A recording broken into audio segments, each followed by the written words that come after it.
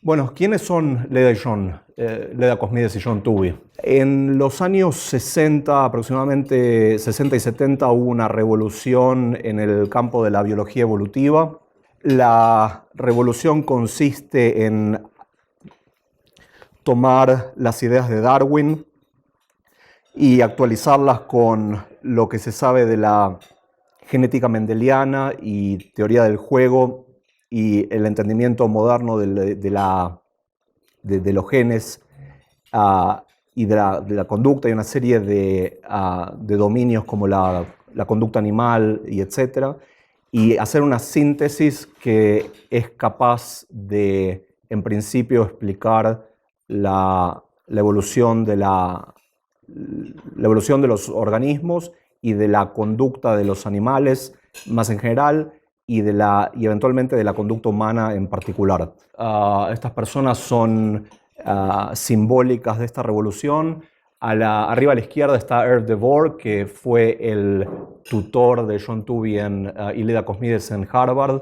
Fue un primatólogo que fue pionero de estudiar la conducta de los primates, creo que baboons, un tipo de babuino, utilizando un enfoque multidisciplinario, antropológico, evolutivo, etológico para entender la conducta de los babuinos en el Kalahari, y eventualmente el programa se expandió al estudio también de la conducta humana. Fue uno de los pioneros de tratar de entender la naturaleza humana no como estudios de una persona como las ciencias sociales, es un autor único, sino que está la idea de que para entender la naturaleza humana necesitamos todas las líneas evidenciales que podamos tener, como la arqueología, la evolución, la fisiología, etcétera, y combinando esto podemos tener un buen acceso a cómo funciona la naturaleza humana. A la derecha está Bill Hamilton, el creador del famoso Hamilton's Rule. Descubre cómo la evolución del altruismo genético. John Maynard Smith, desarrollo del Game Theory, Evolutionary Game Theory, para entender aspectos de la cooperación y de la agresión. Robert Trivers, el famoso descubridor del altruismo recíproco y de muchas otras teorías. A la derecha de él está George Williams, un biólogo evolutivo muy prominente, y Richard Dawkins, más popularizador de este campo. En resumen, el motivo general de esta revolución podemos, a través de un entendimiento de la replicación genética y de la evolución basada en el gen, entender cómo evolucionan los animales y los humanos, incluidos los humanos. Si tuviera que sintetizar la biología evolutiva moderna que aparecen con estas personas, es la idea de que los fenotipos, los traits anatómicos o fisiológicos o cognitivos, aparecen a partir de la interacción de genes y ambientes. Los genes son necesarios, pero los ambientes también. No es ni gen o ambiente, sino ambos. La selección natural es una variante genética. Hay mutación, hay variabilidad entre distintos genes que aparecen por varias causas físicas, pero cualquiera sea la causa de aparición de estas variantes, si por cualquier razón alguna variante génica consistentemente se reproduce de un modo más alto, más frecuentemente que otras variantes génicas, simplemente esta variante génica va a aumentar en frecuencia a lo largo de las generaciones. Eso es tautológico, ¿sí? Eso es tautológico. Decimos que esa variante génica se va a seleccionar. La selección natural va a seleccionar esta variante génica. Y lo que no es tautológico de esta teoría es que hay una serie de cuestiones sustanciales que podemos hipotetizar, pero también medir en el mundo, propiedades que, dada esta lógica automática, amoral y mecanística de la selección natural, propiedades que tendrían a ser favorecidas por la selección natural. si un gen es más probable que el gen sobreviva, todo lo demás igual, ¿sí? A lo largo del tiempo, en comparación con otras variables génicas, ese gen lo veremos más frecuente a lo largo de las generaciones. Un gen que todo lo demás igual haga más copias de sí mismo, sea más fértil, también será una propiedad que veremos a lo largo en el futuro, ¿sí? Y hoy el presente es el futuro del pasado ancestral. Energy capture, genes que manipulen el organismo de modo de capturar energía del ambiente más eficientemente, que evite predadores, que tome cuidado de sus hijos, etcétera, etcétera. Entonces, y esto depende del ambiente en el cual sea encontrado el gen o el organismo, la especie en particular. Los fenotipos, sea el corazón o el ojo o cuestiones psicológicas como el razonamiento, las emociones, son vehículos creados por los genes para la replicación de los genes ellos mismos. Y este framework teórico es conciliante, es consistente con otras ramas del conocimiento como la física, la química, etc. Es explanatorio y es altamente generativo. Con muy pocas premisas podemos, utilizando estas premisas y en conjunción con conocimiento de los ambientes ancestrales humanos, podemos hipotetizar grandemente para entender la naturaleza humana.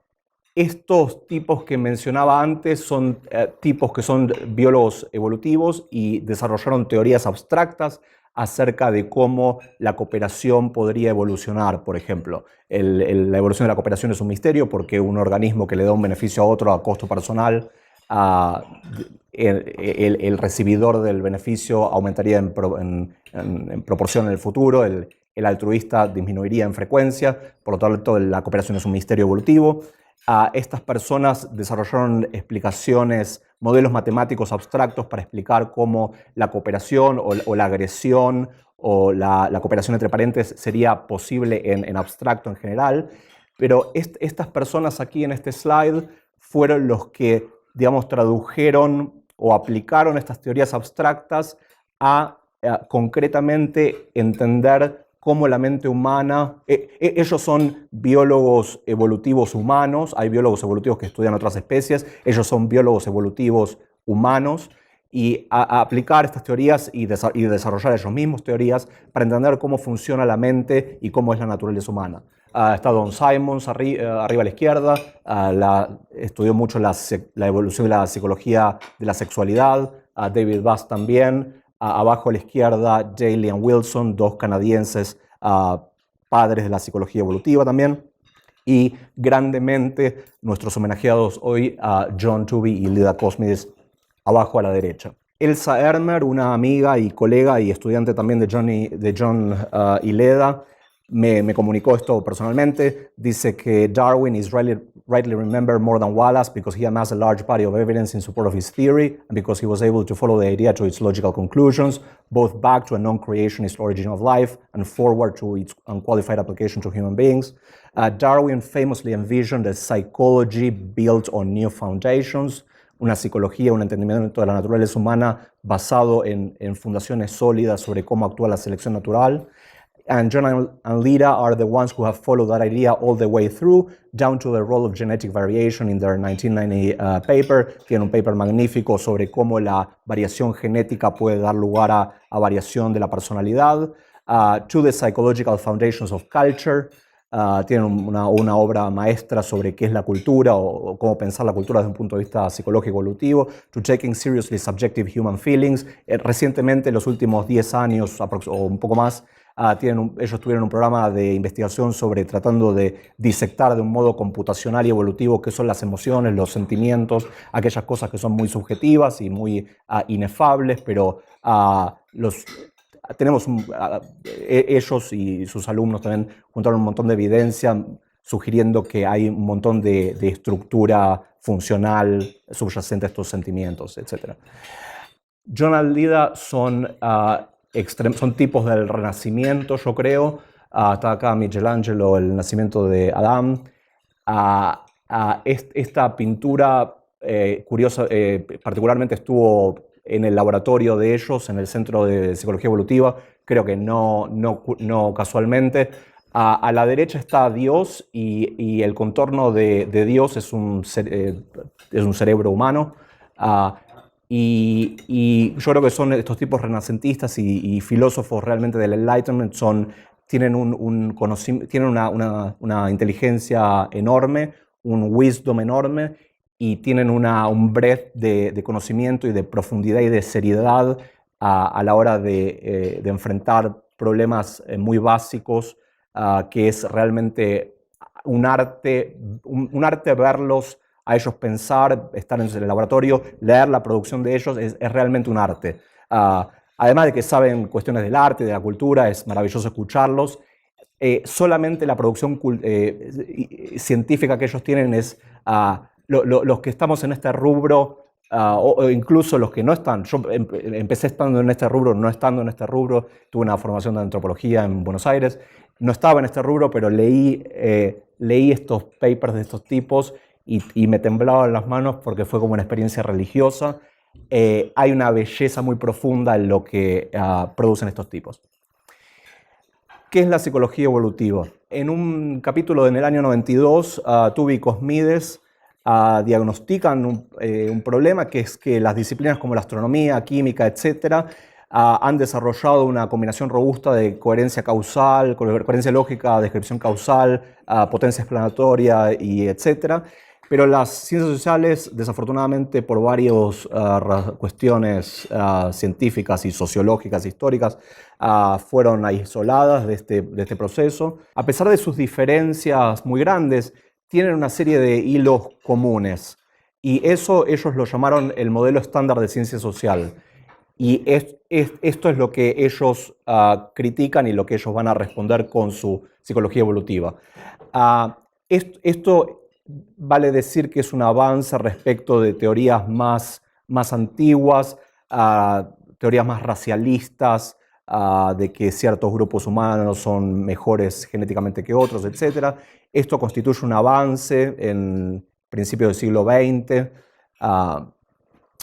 pero este es el modelo estándar, que grupos particulares tienen una cultura. Egipto tiene una cultura y México tiene una cultura. Esta cultura es mantenida y transmitida dentro del grupo mediante el mecanismo de learning, de aprendizaje. El individuo es un recipiente pasivo, ¿sí? Los padres son los agentes socializadores. El individuo pasivamente es enseñado y adquiere, se le llena la tabula rasa con conocimiento cultural particular de cada cultura. El rol de la psicología aquí es meramente proveer la capacidad para la cultura, ¿sí? Hay unos pocos instintos, unas pocas capacidades muy generales de aprendizaje, pero lo único que hace el cerebro humano es recibir, es una tabla de cera donde se escribe el contenido de la cultura. Los psicólogos estudian estas leyes generales de aprendizaje, los antropólogos van a las distintas culturas y aprenden el contenido cultural de cada lugar, una cultura diferente. Y la cultura supersedes any biological aspects. Entonces está la noción de que los animales tienen instintos, pero los humanos no tenemos instintos, tenemos inteligencia, flexibilidad, cultura, y eso nos hace superiores a los animales no humanos, y etc. Es un poco más detallado que esto, pero estos son los puntos principales. Hay una serie de problemas con este modelo. Un problema es el frame problem de los investigadores de inteligencia artificial. Una cuestión es que lo que cuenta como success y éxito en un dominio, lo que cuenta como éxito en una conducta depende críticamente del dominio en el que uno genera esa conducta. Por ejemplo, en el dominio de la cooperación es un éxito. Es una conducta apropiada, exitosa desde un punto de vista de replicación de genes, ayudar a un pariente cercano, por ejemplo, ayudar a un hermano, porque ayudando a un hermano hay una probabilidad más alta en condiciones determinadas que los genes de uno que residen en el cuerpo del hermano se propaguen. Entonces, ayudar a un hermano es una conducta que está en humanos, está en no humanos, etc. Pero desde un punto de vista en el dominio de la sexualidad, por ejemplo, por el contrario, tener sexo con parientes cercanos. No solo no es un éxito, es un error, porque aumenta la probabilidad de que genes que son deleterios, que todos llevamos en nuestro genoma, si aparecen en doble dosis, que son recesivos, tienden a expresarse y generar descendencia que está inviable o tiene problemas. Entonces, lo que cuenta como success en el reino de la conducta depende sensitivamente del dominio de la conducta, con lo cual un modelo de psicología domain general, esta es una psicología domain general, that is to say, que los mismos mecanismos de aprendizaje, ¿sí?, son buenos para aprender en el dominio cómo conseguir comida y cómo conseguir parejas sexuales y cómo negociar el estatus, etc. Esto es según el modelo estándar. Desde el punto de vista de la domain specificity, lo que cuenta como error y éxito, esto es poco plausible.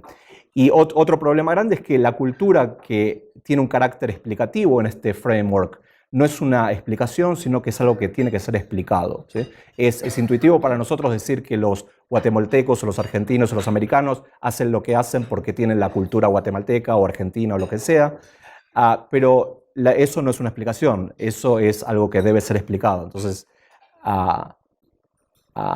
necesitamos una explicación mecanística que pueda dar cuenta de qué es la cultura, if anything, y por qué la gente hace lo que hace, y es poco probable que una serie de distintos bien desarrollados y diseñados por la selección natural hayan sido reemplazados por un mecanismo vago, ambiguo, etc. Son un par de problemas con este framework importantes, y si uno está de acuerdo con este diagnóstico del modelo y de los problemas de este modelo, esto tiene la implicación ni más ni menos de que más o menos todo lo que sabemos en el mundo de las ciencias sociales y también de todo, de economía y de todo lo que sabemos es falso. Y por lo tanto, bueno, ¿con qué lo reemplazamos? John y Ledas fueron los padres, entre otros, pero unos padres muy importantes de este paradigma. Y este paradigma se puede resumir en unos cuantos puntos. Y estos puntos son bastante first principles. Hay primitivos que ellos no definen, pero esto es lo más cercano, bastante cercano a primitivos. El cerebro es un sistema físico diseñado para regular la conducta. Los animales tienen cerebro, las plantas no tienen cerebro, y hay cosas que son intermedias que tienen cerebro. El cerebro es básicamente para regular conducta, para moverse. Si sos un animal, tenés músculos y te moves, necesitas un cerebro. Si sos una planta, no te moves demasiado y no necesitas cerebro. Hay animales que tienen una fase de la vida donde se mueven y tienen cerebro, y hay fases de la vida donde son estacionarias y no se mueven más y se comen el cerebro, porque ¿para qué mantener un sistema que no van a usar? El cerebro es un sistema físico diseñado para regular behavior. Número 2, nuestros circuitos neuronales fueron diseñados por la selección natural para resolver problemas adaptativos en el pasado ancestral de los humanos, tales como los problemas que yo mencionaba antes: sobrevivir, evitar predadores, conseguir comida, conseguir pareja sexual, etc. We're instinct blind. William James hablaba de instinct blindness. La selección natural nos puso máquinas acá en la cabeza para conductuarnos y actuar en el mundo y conseguir parejas y amigos y agredir o defenderse, pero no necesariamente para entender por qué esos mecanismos, cómo actúan esos mecanismos, ni por qué esos mecanismos están. Entonces, lo que vemos, lo que tenemos acceso fenomenológico con la conciencia, es meramente la punta de un iceberg, y necesitamos poner nuestro gorro de ingeniero para entender cómo funciona la mente. Diferentes circuitos neuronales están especializados para resolver distintos problemas adaptativos. Así como no hay, si vos vas a Amazon a comprar un producto, vos no vas a comprar un producto que es el resolvedor universal de problemas, porque esa cosa no existe. Estaría fantástico si Amazon vendiera resolvedores universales de problemas, pero eso no existe porque no hay problemas generales, y por lo tanto no hay soluciones generales, lo único que hay son problemas específicos y mecanismos que son ingenierizados para resolver un problema específico no son susceptibles del trade-off entre generalización, jack of all trades, master of none. Entonces, lo que podemos esperar con esta predicción es que el cerebro es una constelación de mecanismos que son funcionalmente especializados, que pueden ser muy buenos para determinadas cosas, pero muy malos para otras cosas. Y esta es la metáfora de la Swiss Army Knife. El Swiss Army Knife es muy capaz precisamente porque tiene muchos diferentes tools, ¿sí? No porque tiene un tool general. Y nuestro Modern Skull house a Stone Age Mind. Nuestra mente está, si bien nosotros somos modernos, con iPhones, etcétera, somos criaturas ancestrales porque el cerebro estuvo diseñado por la selección natural para resolver problemas ancestrales. Eventualmente la selección natural creará o modificará el cerebro para resolver problemas del Estado moderno y de la policía y de una serie de cuestiones modernas, pero el tiempo que necesita la selección natural para retool mecanismos complicados es más largo de lo que el tiempo entre la revolución agricultura, el neolítico y ahora 10.000 años aproximadamente. La selección natural sigue actuando, hay cambios genéticos en parámetros genéticos particulares, algunas poblaciones pueden digerir leche, otras no, pero recambiar la circuitería neuronal drásticamente para cuestiones modernas va a llevar más tiempo y por lo tanto estamos preparados para cuestiones ancestrales y no necesariamente modernos. Por un ejemplo concreto, si le preguntas a un niño de Chicago qué le tiene más miedo, qué le tienen miedo a los niños, le tienen miedo a predadores, ¿sí? A leones, tigres, etc. Sin embargo, actuarialmente los niños de Chicago y los niños, creo que de Guatemala, de Argentina, etcétera, son mucho más likely de morir en un accidente de auto, electrocutados, ahogados en una bañera que comido por un león. Y sin embargo, los miedos, las emociones, los sentimientos, las lógicas, los razonamientos, hay un montón de signatures que son realmente de la selección natural actuando en ambientes ancestrales y que el cerebro es una serie de tools para resolver problemas ancestrales. Aquí está Lira con el cerebro y John con el Swiss Army Knife. Para ponerlos en el espacio de la mente, de lo que piensan John y Leda, cuando uno piensa en evolución y estudio de la conducta humana, hay dos líneas grandes y la obra de Darwin se puede entender de dos maneras. Uno es de un punto de la filogenia, es la idea de descend with modifications. Los organismos descienden de organismos padres, ancestrales, y son parecidos a otros organismos en la medida que comparten ancestros comunes recientemente y son diferentes entre sí en la medida que son más divergentes en el tiempo más o tienen distintos problemas que resolver en su medio ambiente. Eso es la filogenia. Y hay tipos evolutivos que estudian la conducta humana desde un punto de vista filogenético o la evolución humana. Lo que hacen John y Leda es más adaptacionismo. Es la otra cara de la moneda de Darwin, que es que para lo que es producto de la selección natural y lo que habilita a diferentes especies a sobrevivir y reproducirse en un medio ambiente es tener la capacidad de resolver problemas. Y esa capacidad de resolver problemas a lo largo de la evolución ha generado la evolución de mecanismos complejos. Y entonces el programa de John y Leda es el adaptacionismo y es una especie de ingeniería reversa. El ingeniero parte con una función y diseña una estructura para llevar a cabo la función, un tipo que hace una cámara de fotos, por ejemplo, para capturar imágenes. Lo que hacen John y Leda y sus estudiantes y otra gente más es el adaptacionismo. Nosotros tenemos, a diferencia del ingeniero humano, nosotros ya partimos de la cuestión diseñada, de la cámara de fotos, la analogía es el cerebro, y tratar de entender cómo funciona el cerebro y por qué. Entonces, es un análisis más de ingeniería que de filogenia. Y la otra contradistinción relevante al trabajo de ellos es Fitness Maximizers versus Adaptations Executors. En los 90 hubo una discusión bastante acalorada entre distintos bandos en las ciencias evolutivas. Una manera de pensar, si usted escucha evolución y conducta humana, una manera que se habla frecuentemente es que los humanos hacemos lo que hacemos porque lo que hacemos nos permite maximizar el número de descendientes que tenemos o que tendríamos. Y si bien, digamos, lo que argumentaron John y Leda es que esta manera de pensar teleológica, las causas están siempre en el pasado, y si bien hay la motivación y la conducta parece como si estuviera causada por fines en el futuro, un controlador de temperatura es un ejemplo de un agente causal que se conduce como si fuera teleológico, pero no es teleológico. Hay un problema de Simon y Hayek y gente en la ciencia de la decisión. Hay un problema de un órgano limitado con información limitada no tiene la capacidad de saber qué es el curso de acción que maximizaría la progenie, ¿sí? ¿Tengo que hablar ahora o tengo que parar y comer? ¿Tengo que parar y comer 2 bocados?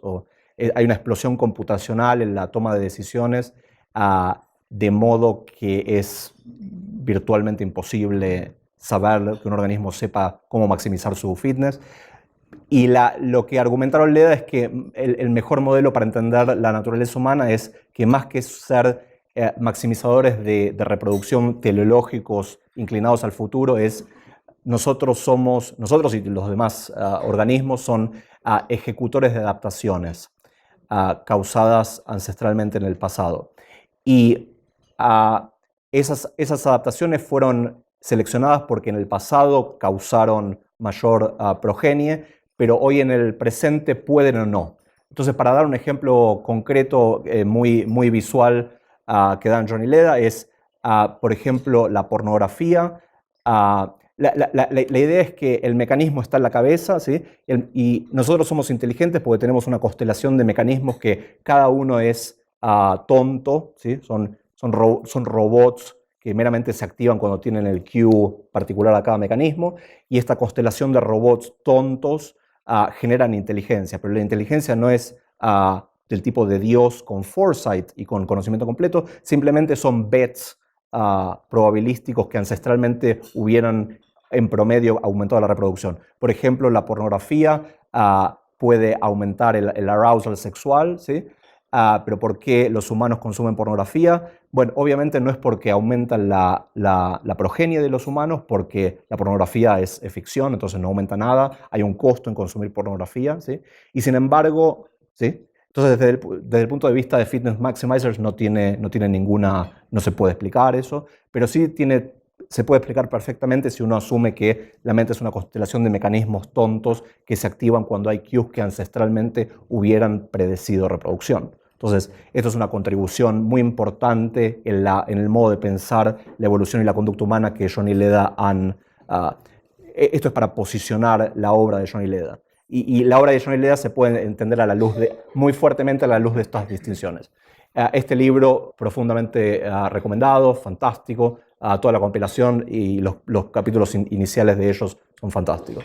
Si uno es judío o musulmán o cristiano, va a estos lugares para maximizar la felicidad. Si uno es libertario, va a la Marroquín o a Hillsdale College, maybe.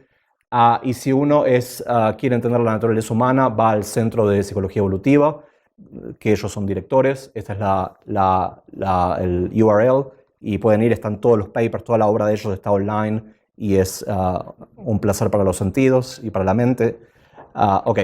Y la actividad de producción científica que ellos tienen se da en estos ámbitos. La foto de arriba es el Center for Evolutionary Psychology. Con John Tooby nos reímos mucho diciendo que la gente son naive realists, y John dice que, bueno, él tenía una sala ahí y que bueno, pero ¿qué es el Center for Evolutionary Psychology? Bueno, o sea, un día él dijo, bueno, this is going to be the Center for Evolutionary Psychology. Puso un cartel y eso se tornó el Center for Evolutionary Psychology. Entonces, esto que hoy en día es un poco la meca para estudiar la evolución y la naturaleza humana, ese es meramente un espacio, ¿sí? y ese es el Center for Evolution Psychology. Mucho de research se da en ámbitos como bares. Leda te puede llamar y decir, Daniel, estoy acá en el bar leyendo tu paper, vení ya porque no entiendo esto, ¿puedes venir? Entonces vamos ahí y comemos queso y estamos los papers, o en la casa de Johnny Leda. Esos son los ámbitos. Lo que tocan, yo creo personalmente, y otra gente cree también, lo que tocan ellos lo tornan oro, como el rey Midas. Esto es una metáfora muy abstracta, que no sé si dice demasiado, porque a menos que veas lo que ellos hacen día a día, pero esto yo puedo decir, es fantástico lo que hacen. Pioneros. Hay muchas líneas de diálogo entre lo que ellos hacen desde un punto de vista cognitivo, de ingeniería reversa de la mente y muchas otras ciencias, incluido la economía.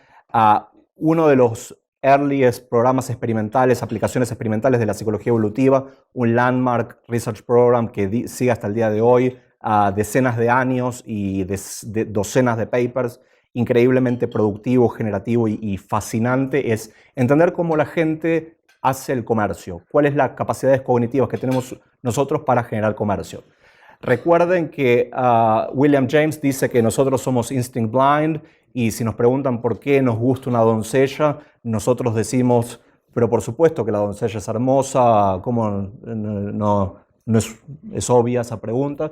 Pero no, en realidad al león le parece fascinante la leonesa y al tigre le parece fascinante la tigresa. ¿Cómo los humanos generan comercio? Bueno, uno va, yo te doy mi camisa, vos me das $10, that's it. ¿Qué es lo que hay para explicar? Pero bueno, ellos, un don, un gift que Dios o el Dios de Darwin le dio a ellos, yo creo, es la capacidad agudísima de ver que hay problemas donde todos los demás vemos que hay obviedades. Eso es un trademark del laboratorio de ellos, ¿sí? Entender lo más básico de la conducta humana. Esto es un ejemplo muy, muy importante. Uno lee esto y son cosas que uno las puede generar uno mismo si con foresight, pero es fantástico lo que... Y es fantásticamente low-tech, porque uno puede tener acceso a la naturaleza humana simplemente si se saca la ilusión del instinct blindness. Uno puede hacer un montón de progreso. ¿Qué hace falta para hacer un trade? Bueno, hace falta que la mente... Pensar la mente no como tu experiencia de día a día, sino como una máquina. Como una máquina debería estar diseñada si uno fuera capaz de hacer trade. Bueno, esta máquina tendría que ser sensible a cues que indican que un exchange is being offered. La máquina tiene que estimar costos y beneficios de varias acciones para uno y para los demás, y estimar la probabilidad de que esas acciones ocurran en la ausencia de un exchange. Si Gabriel me dice, Daniel, te doy una naranja si vos me das $10, pero yo tengo información que yo la naranja la voy a tener de todos modos, ¿para qué darle los $10 a Gabriel? Bueno, esto es obvio, pero reyectar un exchange offer cuando el beneficio probable del exchange sea menor que el costo del exchange, y detectar tramposos. La detección de tramposos es una condición muy importante para la evolución de la cooperación y del trade en particular. Si vos me das tu camisa, tu beneficio, y yo no te doy mi beneficio de los $10, vos me diste un beneficio, yo no te di un beneficio, mi variante genética a lo largo de las generaciones, si todo continúa igual, aumentará el cheater. La noción de cheater técnicamente es aquel que toma beneficios sin pagar su parte de beneficios de su contrato. El cheater aumentará en frecuencia y el cheated disminuirá en frecuencia. El trade es inviable evolutivamente. Pero tenemos trade, entonces evolutivamente tendría que haber sido viable. Bueno, ¿qué mecanismo de ingeniería tiene el cerebro para realizar el trade? Y una de las cosas que hizo Leda y John, esto spearheaded by Leda, con John también, es un programa de research fantástico, mostrando que los humanos somos, a la hora de razonar, de aplicar en particular el modus tollens del razonamiento lógico, una rule de la forma condicional si P entonces Q. La forma de razonamiento lógico belongs en el universo de la tabula rasa. Si estas reglas muy sencillas que son capaces de razonar acerca de cualquier cosa, de comida en el mercado, de partner sexual, de guerra con los enemigos. No importa que uno ponga entre los términos P y Q, ¿sí? Si hay una regla si P entonces Q, a esa regla, por ejemplo, si llueve el piso se moja, si vienen los enemigos por allá es probable que nos ataquen. Lo que uno ponga en los términos si P entonces Q, la belleza de esos algoritmos formales abstractos de dominio general es que son capaces de generar un montón de inferencias de no importa qué cosa, ¿sí? Entonces tienen mucha potencia explicativa o generativa inferencial, pero la pregunta es si ese es el tipo de forma en el que nuestro cerebro razona. Y una violación a una regla de la forma if P then Q es si P es verdad y no Q. Eso viola una regla de la forma condicional de la forma if P then Q. La gente es muy mala en aplicar el modus tollens, que es darse cuenta que no Q puede violar una hipótesis de la forma si P entonces Q. La gente tiende a hacer la falacia de afirmación del consecuente. La gente es mala. We suck at reasoning with these kind of rules. Y lo que mostró Leda es que si uno le da a la gente en un experimento una regla de la forma if P then Q, pero con la forma de un contrato social es como un trade. Si vos me das tu camisa, yo tengo que pagar. Si vos me das tu camisa, P, yo tengo que pagarte $10, Q. La gente ahora razona puede detectar violaciones a esa regla condicional. Y las violaciones a esa regla condicional son los cheaters. Los cheaters. Son gente que. Un cheater acá es un tipo que tomó la camisa y no pagó los $10. ¿Sí? P y no Q. Ahora, el truco de todo esto, que no lo puedo explicar en la versión de 1 minuto, es que las reglas, el formato de representación que usa la gente y las reglas para razonar acerca de estas cuestiones condicionales no son las reglas del razonamiento lógico, del cálculo proposicional, sino que son mecanismos especializados para detectar cheaters en trade, que es un problema adaptativo que nuestros ancestros humanos tuvieron a lo largo de millones de años. Pero nuestros ancestros humanos no tuvieron el problema general de razonar generalmente acerca de cuestiones en general. Entonces, la gente es muy buena para razonar, para detectar cheaters. La gente es muy buena para razonar, para detectar peligros. Si uno no toma una determinada precaución, hay un peligro. Pero la gente es muy mala para razonar en general. Eso es un programa Landmark que hizo Leda Cosmides. Increíble. Ahí está. John Tooby se preguntó cuando era joven, esta es su tesis doctoral, ¿por qué reproducirse sexualmente? El sexo es fantástico, me dicen, pero esa es la intuición que tenemos, la intuición blind, pero resulta que en realidad el sexo tiene un montón de costos, no solo el costo de ir a la discoteca y pagar los tragos, que es engorroso, y el tiempo que uno tiene que perder ahí en la discoteca, también pelearse si sos macho, pelearse entre sí, a veces podés con tu vida, si sos un sea lion, pero también si sos un humano, te podés morir en el courtship. Pero también, incluso más caro que morirte en un altercado en un boliche, en una discoteca, es el costo de la halving your genetic material. Si te reproducís asexualmente por mitosis, del modo que tus células se reproducen en tu cuerpo, es fantástico porque cada reproducción celular duplica el número de genes, ¿sí?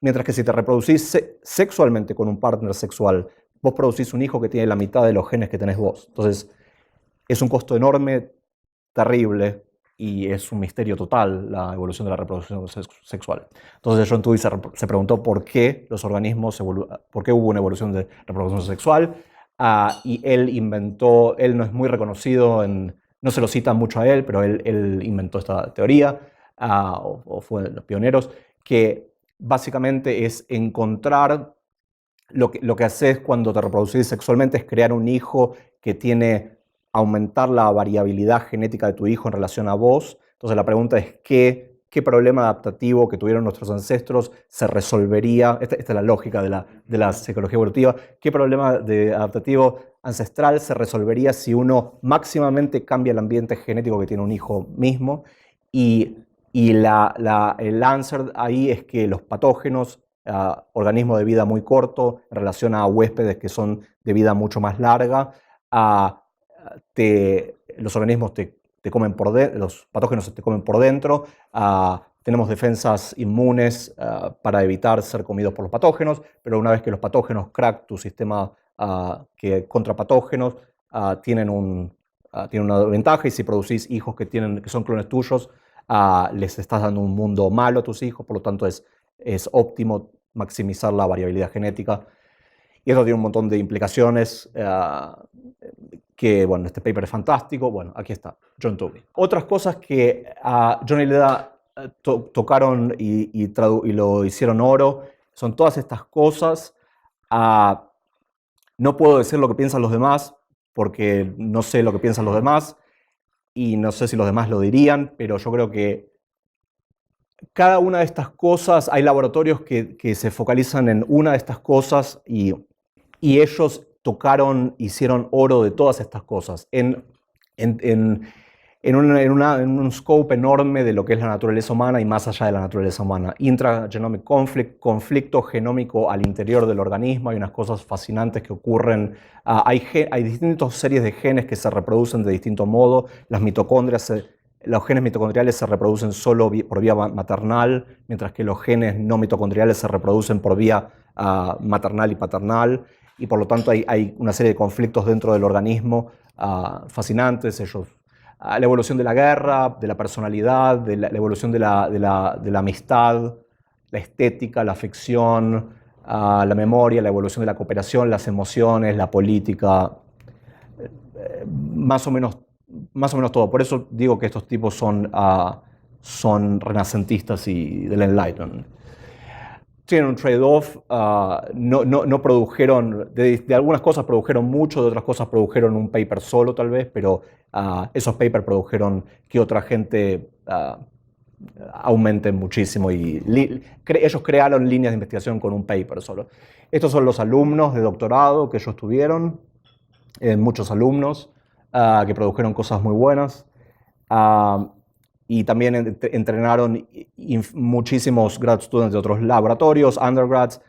Tienen muchos visitantes del Centro de Evolución de Psicología Evolutiva. Vienen los peregrinos, como la ruta de Santiago de Compostela, vienen los peregrinos a Santa Bárbara a hacer la peregrinación.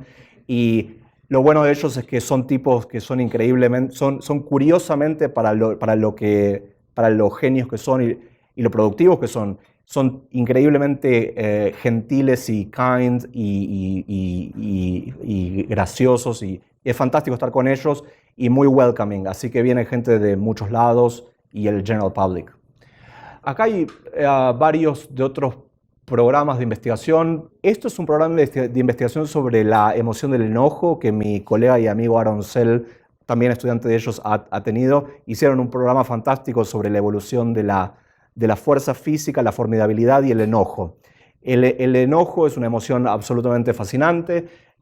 Lo que encontraron ellos, lo que inventaron y encontraron en evidencia es que el enojo es una herramienta de negociación que se activa en la mente del individuo cuando el cerebro detecta que una otra persona pone menos peso en el bienestar de uno que lo que uno se siente entitled to.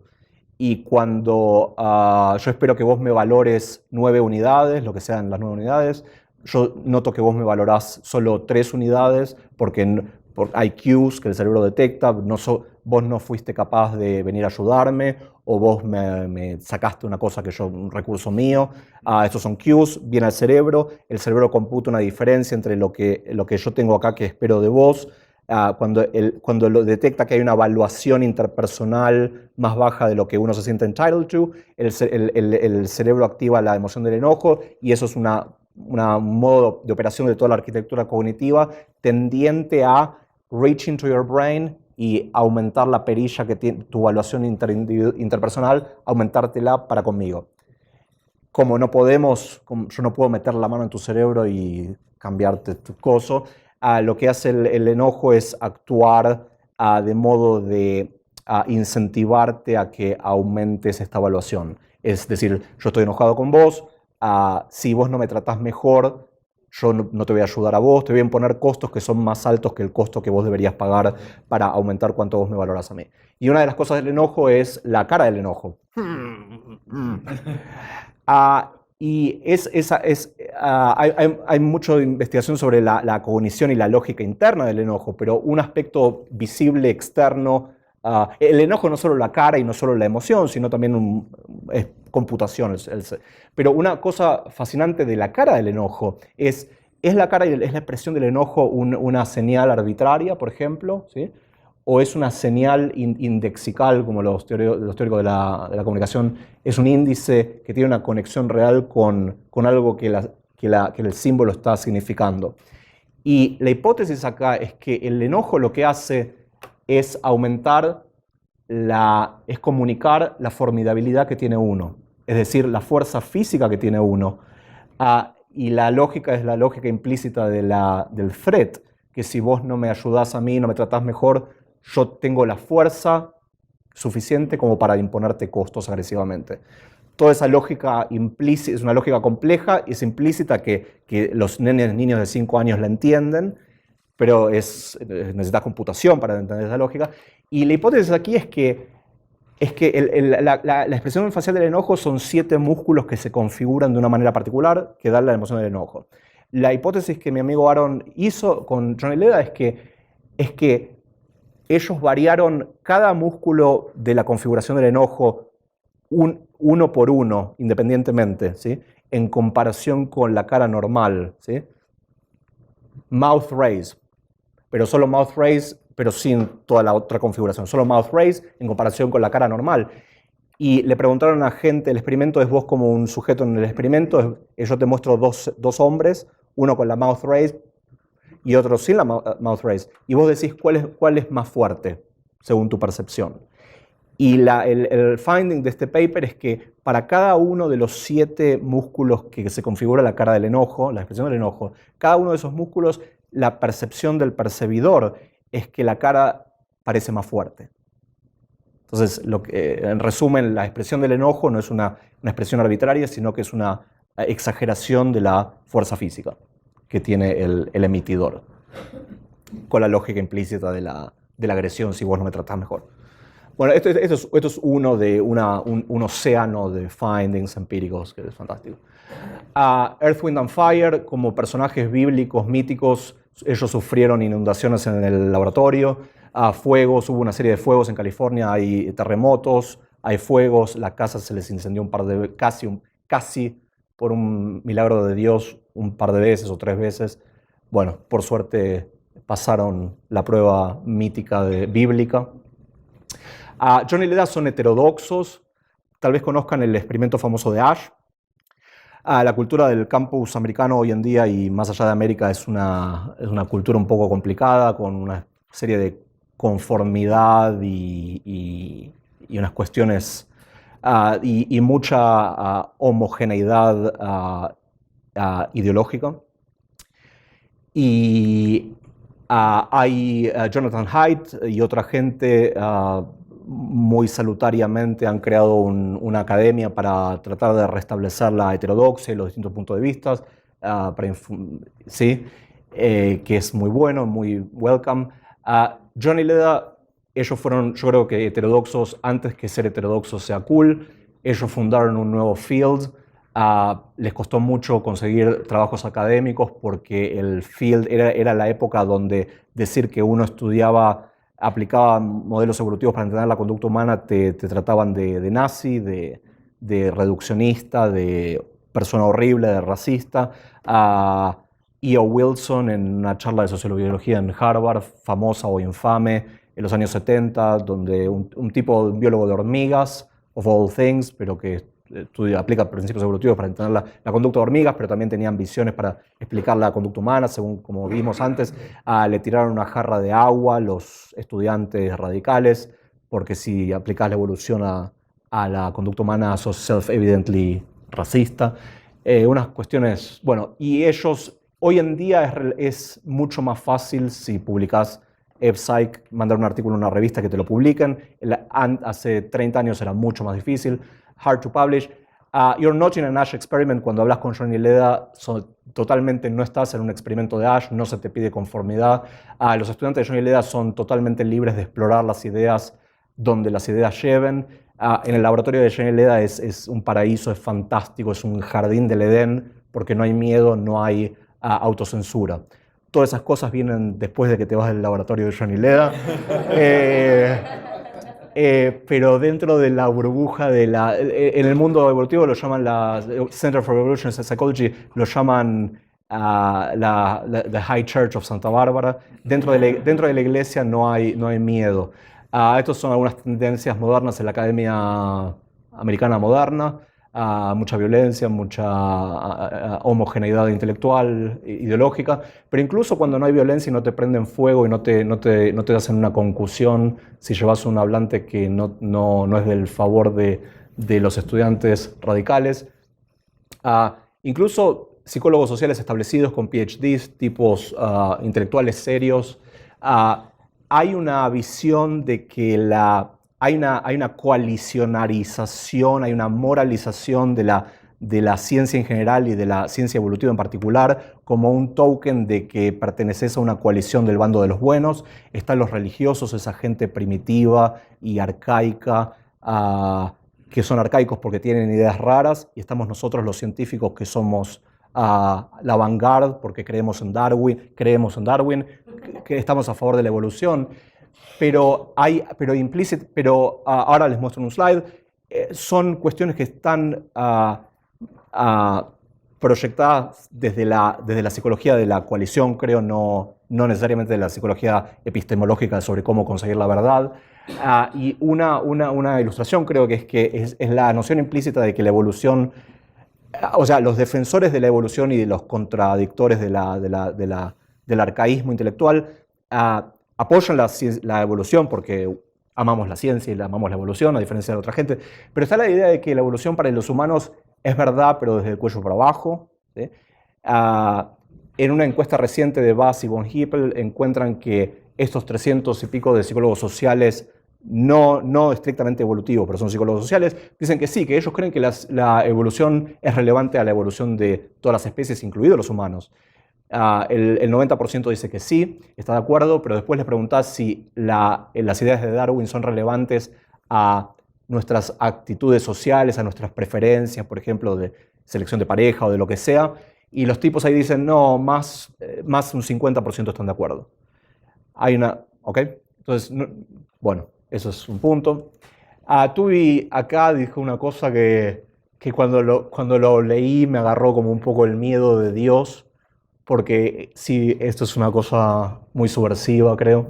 Dice que, pero muy absolutamente penetrante, creo que de un diagnóstico de la actual. Paradoxically, a political party united by supernatural belief can revise its beliefs about economics or climate without revisers being bad coalition members. But people whose coalition membership is constituted by their shared adherence to rational scientific propositions have a problem when, as is generally the case, new information arises which requires belief revision. Los humanos necesitamos coaliciones porque solo somos predados por los demás. Necesitamos amigos y aliados que nos defendan de otros amigos y aliados. La psicología coalicionaria es muy importante, constitutiva de la naturaleza humana y en juego en la cultura moderna americana y moderna. Y coordinar alrededor de verdades objetivas que todos nos podemos poner de acuerdo. Por ejemplo, esta mesa es sólida. Esto no tiene valor como un badge coalicional, porque esto no nos puede distinguir a nuestra coalición de la coalición rival de ellos. Decir que nuestra coalición se cree o está basada alrededor de que la mesa es sólida. No tiene valor distintivo. Entonces, esta teoría predice que las coaliciones necesariamente o van a coordinar alrededor de ideas bizarras, ¿sí? de que podamos nosotros coordinar, pero ellos no. 3 es 1, lo que sea. Pero lo que causa eso es que es esto. Si tu centro que junta la coalición es es la ciencia. Entonces la ciencia deja de ser la ciencia, que es un método. Escuchás muy corrientemente que el consenso científico dice que el 97%, pero eso no es la ciencia. La ciencia es un método que puedes... ¿sí? Es un método, no es un... y si coordinás alrededor de la ciencia tenés este problema. Bueno, esto escribió Tooby recientemente. La cultura del laboratorio, lo voy a hacer rápido esto. Thomas Sowell es un espíritu que habita el laboratorio. Todos los estudiantes, no sé si todos, pero muchos estudiantes de Johnny Leda orgánicamente se terminan siendo todos sowellianos. Johnny Leda son extremadamente delicados y no quieren indoctrinar a nadie, pero las ideas leemos y cosas y todos, entras izquierdista, terminás con Sowell. Los libros de Sowell circulan. He pasado personalmente horas hablando con Johnny Leda de miles de cosas culturales, porque ellos son un placer para hablar cosas no solo del trabajo, sino de cosas divertidas, de la cultura, la visión de los anointed, la política y la psicología del apaciguamiento, literatura, el hockey stick. Leda me dio recientemente consejos como cómo comprarme un navy blue blazer y cómo usar, cómo vestirse como un hombre. Ellos son unos maestros en toda la vida. Curiosamente hay varias virtudes desde un punto de vista clásico, qué virtudes se cultivan en el laboratorio. Hay varias virtudes, el conocimiento obviamente, pero hay una virtud que es la fuerza. Hubo mucho trabajo sobre la fuerza física, Aaron Sell y la cara del enojo. El papá de Leda luchó en la Segunda Guerra Mundial, en el Teatro del Pacífico. Podemos hablar un poco más tarde del tema de la fuerza. Y para terminar, Johnny Leda, humanos. Les muestro un par de fotos. Esta reunión en 1992, si un asteroide hubiera caído en ese lugar, tal vez hoy no tendríamos psicología evolutiva, porque estos tipos fueron los fundadores, estuvieron en un lugar. Steven Pinker es arriba a la izquierda, con peinado de rockero. David Bass abajo. Leda está atrás. John Simons, psicología de la sexualidad en UCSB. John Brown, antropólogo de los universales humanos, también en UCSB, John Tooby. Estos son los estudiantes de Johnny Leda en un congreso reciente en Miami, en la Sociedad de Human Behavior Evolution Society, la sociedad más importante de estudio de evolución y la conducta humana. Johnny Leda con su progenie. Johnny Leda en graduación de Harvard. Aquí muy jóvenes. Y bueno, para concluir esto aquí. Y son realmente encantadores como seres humanos, así que espero que puedan hablar con ellos. Y bueno, de nuevo repito mi agradecimiento y un placer estar aquí.